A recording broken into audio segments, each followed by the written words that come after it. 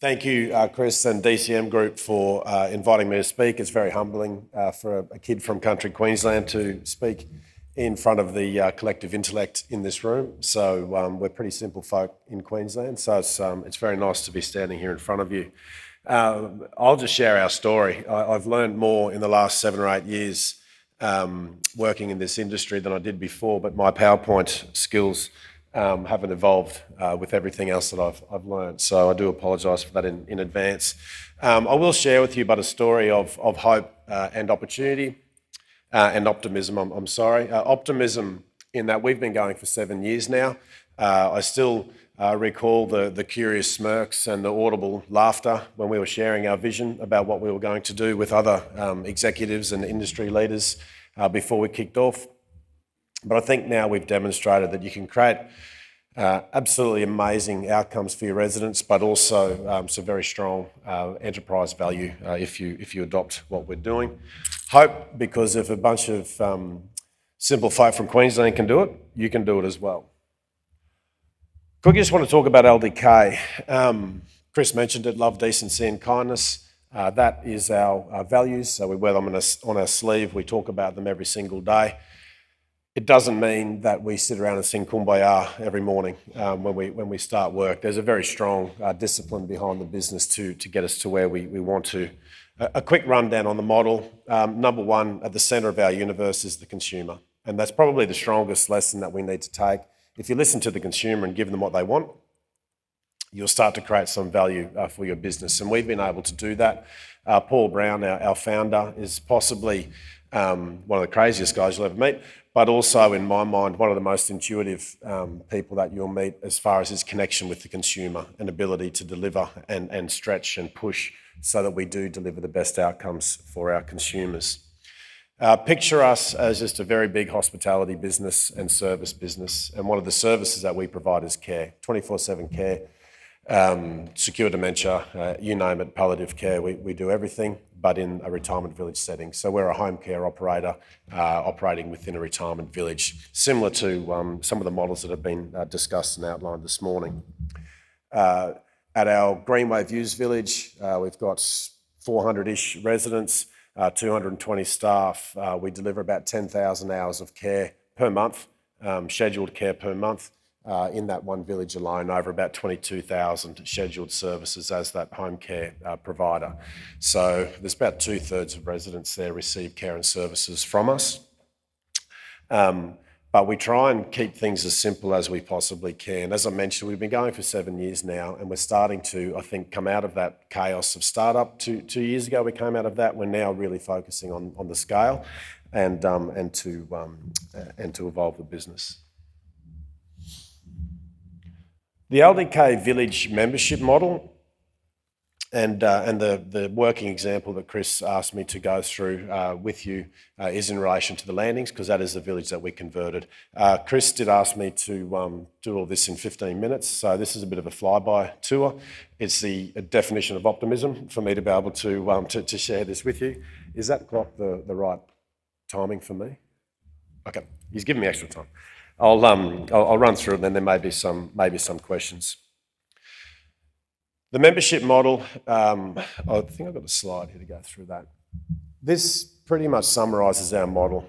Just think of 3 different silos, and we try and keep it as simple as we possibly can. If you listen to the consumer, they will tell you we want simplicity, we want certainty, we want transparency. So property aspect, money in, money out. You give me $1 million when you leave, I'll give you $1 million back within 6 months or earlier, as required by the Act. You can explain that to a consumer within about 30 seconds and they get it. So if I give you $1 million, you'll give me the money back. Yep, done. Move on. Next piece is the services aspect, which is our LDK Village membership model. Again, from a simplicity perspective, they have 2 options. You can pay it up front, or you can defer that payment, and we will take it out of that property piece when you leave. One of the big takeout points, I think, for our model, and I'll get in a little bit more detail, the upfront component of that membership model is something that you probably do want to take away from today. You need the upfront cash to invest in the value proposition for your consumer, because it is a big investment and it does take a little bit of courage to get your head around it and understand it, and then take the leap to invest in that.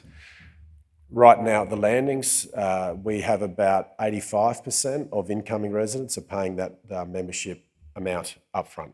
So you don't have to be an actuary to work out that bringing forward those cash flows starts to create some really good value within your business. And I'll explain what we do with the cash and the cash flow drivers within our business as well.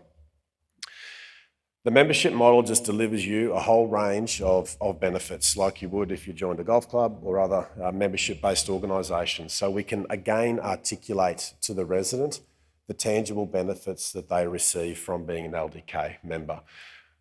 The strongest component of that value proposition is our one move promise. So you move in with us, you won't have to move to a nursing home. We'll provide all the care and services that you need in your home.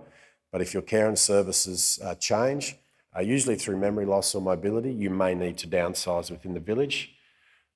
It's a simple change of your licence agreement. So your legals and your financials move with you. You don't have to go through the legal and financial exit entry type component from retirement living into residential aged care. The one move promise is, I think, the strongest foundational part of our model. I was sitting talking to a resident yesterday who's looking at buying into our Amberfield village. He articulated our whole model to me within about 3 minutes, and he said, the reason I selected you guys, because I looked everywhere else, is the one move promise. So I think the ability to be able to deliver those care and services is very, very powerful. The membership model, there's other things like cap weekly fees and what have you, but we can go through that in more detail. I'm very conscious of the time that we have. What the membership model does is, as I said, it creates that enterprise value within your business.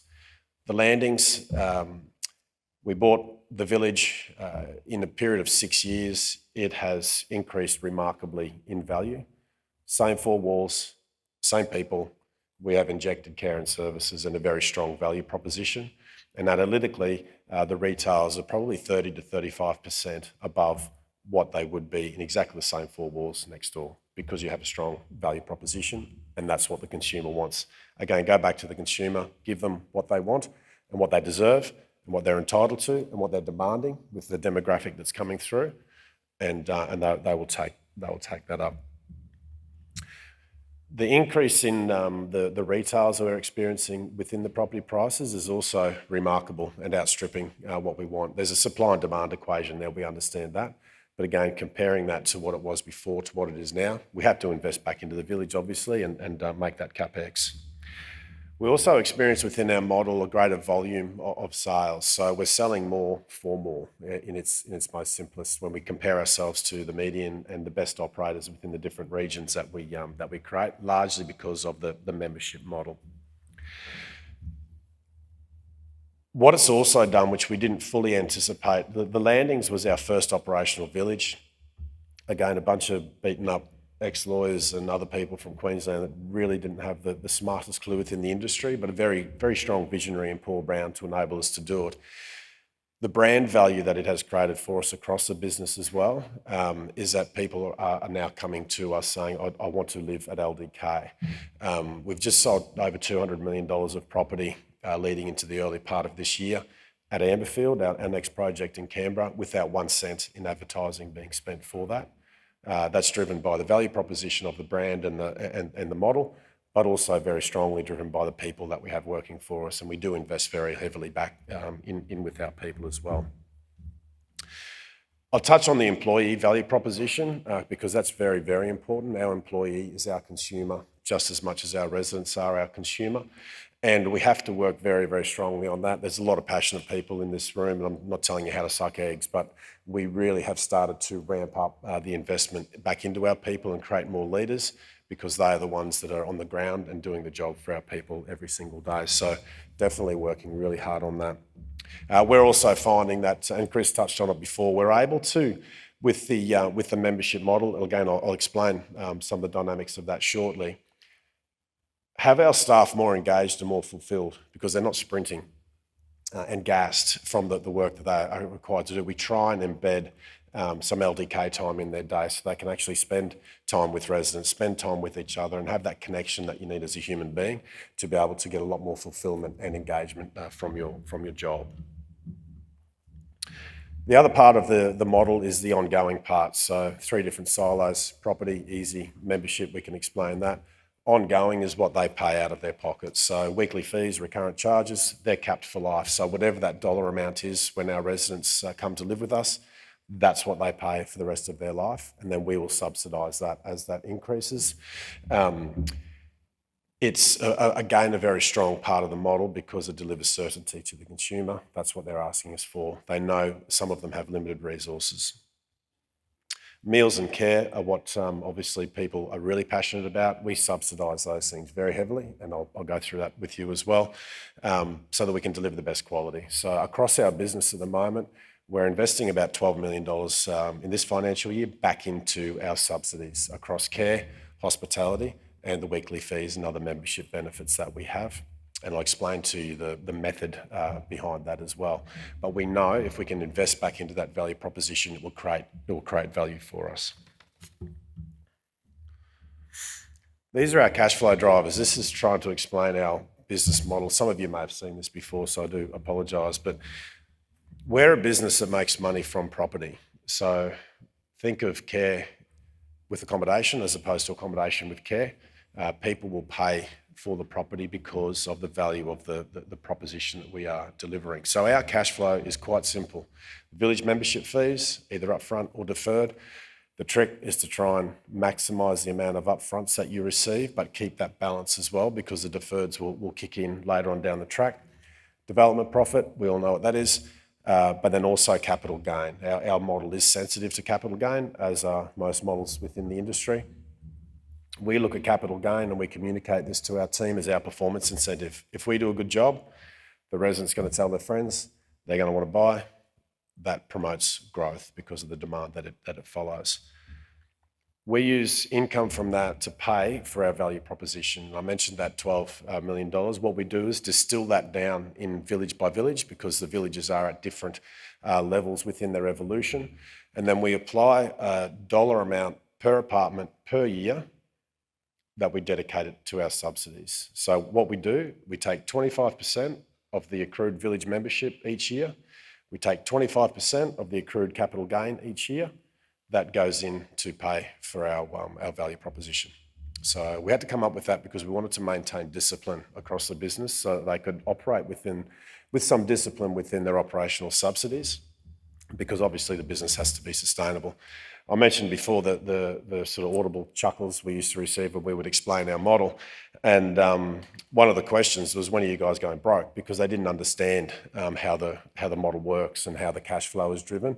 In its most simplistic form, the money will come from the property and the demand that we create by delivering the best outcomes basically assists that. And that delivers our profit, which gets funded. We know that we can't solve the problems that we're all hearing about today, but we can do our best to regenerate that profit back in and build more communities. I'm getting hurried up. The village conversion for the landings. This is the example of a conversion from an existing DMF model into a membership model. We had 97% of residents assigned all of their capital gain to us to sign up for the LDK Village membership model, which was a big leap because we were a brand new business, brand new model, brand new team that said, can we please take all of your capital gain from now on, but we're going to give you some care and services. So that was a long journey. What we did, we locked in the value of the resident's home at the time that we took over. So for example, they'd paid $600,000 for their home. It was worth $1 million when we kicked off. We locked them in at $1 million, and whatever DMF they had accrued, because they were still on the old DMF contract, when they left, that was their membership fee. So they didn't have to put any money in their pocket to pay to become a member, whatever they accrued on exit. So if they'd accrued 15%, we would take $150,000 off that $1 million, and they would get $850,000 when they left. LDK takes all the capital gain above that. And our logic for that is we're investing in people, we are investing in the value proposition, we're investing heavily in the care and services that you have screamed at us that you want. So we're taking the punt. share that punt with us. And as I said, 97% of people converted. It was not a simple process. It took us nearly 10 months to complete the process, but definitely worth it. We put our money where our mouth was because a very valid question was asked by residents. What happens if you can't care for me and I've just given you all of my capital gain? Fantastic question. And one of the key learnings I'll share with you is listening, because that question actually helped to shape our model. So if we can't care for a resident for whatever reason, the landings are surrounded by national parks. So if you have someone, for example, with wandering tendencies, and we can't care for them, they get their capital gain. Very simple and easy, and they got it. So we had to do that. Also, we needed to build trust. A lot of operators in this room already have very strong trust within their cohorts, so won't have to go through that trust building process that we had. We gave them a 6-month cooling off period after we started delivering membership services, so they could still decide to opt out or opt in with no reason whatsoever. So again, it just sort of helped us on that. Tips and tricks. Sorry, Chris, I'm watching this clock and I'm getting hooted from the crowds. 1, listen to your consumer. 2, embrace risk. There are directors in this room. We have a very strict risk management framework and all the governance that we need, but you'll need to look at your risk appetites to be able to do this, because providing 24/7 care with your own staff, we all know that's not easy. So your governance and your investment in that is very, very important. Have a really innovative mindset. We've heard about innovation today. We encourage our people to fail fast, because that's how we will learn our lesson and continue to grow the model. You need to invest up front in your people, infrastructure and those subsidies. So encouraging the upfront memberships really, really helps. Really disciplined team amongst not just budgetary control, but the delivery of your services and your passion and your alignments to the model is absolutely critical. Don't outsource, that's our belief. I know a lot of people do, but we have found that we can control the culture a lot better if we have all of our staff and people working for us employed directly. Engage very quickly with all your stakeholders. That's staff, residents, their families, their lawyers, their financial planners, everyone you need to engage and communicate. When you think you've communicated enough in enough different channels, double it and keep communicating as you go through that process. Anglicare have done it successfully, and we've had an amazingly good relationship with Anglicare. They've converted Woolware Shores, now rolling it out across other villages across theirs. And it can be done at a higher scale or a lower scale in different economic and different demographic regions. So don't be put off thinking it's just a pure private model for all the richies. You can do it. If you are going to do it, model in the short term that you're going to have a decreased turnover within your village because you're providing care. Those 55% of residents that go to residential aged care, they're going to stay with you. So your turnover is going to suffer for a short period of time and then pick back up. It'll be offset by the value that you're creating. Focus on upfront memberships. And as other people said today, don't wait for the government. Create your own path, and I think we'll get there as an industry. That's a flyby of LDK.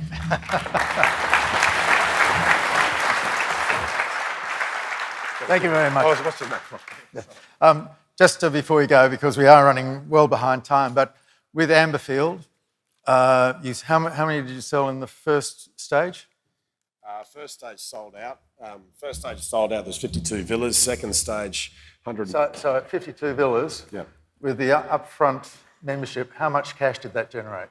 I couldn't tell you that right off the top of my head, but at a rough number, it would be 18 to 20. So you had $18 to $20 million when you opened the door, because it wasn't a DMF, you got the money up front. Yeah. And that allowed you then to invest back ongoing, because that's the secret, isn't it? It is, yeah.